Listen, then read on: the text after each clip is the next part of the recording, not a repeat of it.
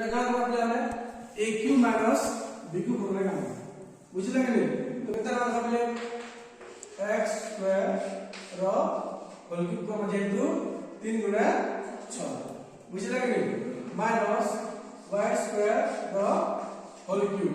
3 গুণা 6 বাস কেতে না করলে aq মাইনাস bq করলাম বুঝলে কি তো দেখো এই জায়গায় কত আছে a স্কয়ার আছে b জায়গায় কত আছে y স্কয়ার আছে তো আমরা কেন লিখব কি সামনে আছে এই কি মানে বল কেন লিখব কি a minus b into a square plus ab plus b square বুঝলে কি সে বলে গেছে দেখো এই জায়গায় কত আছে a square b জায়গায় কত আছে y square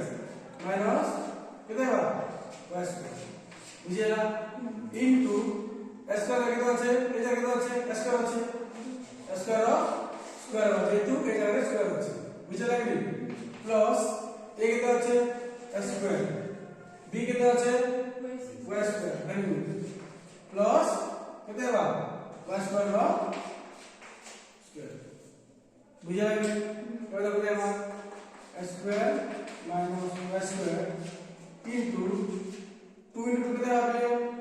4 very good plus a square y square plus y4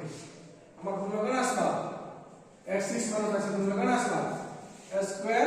minus y square into x4 plus a square y square plus y4 বুঝলা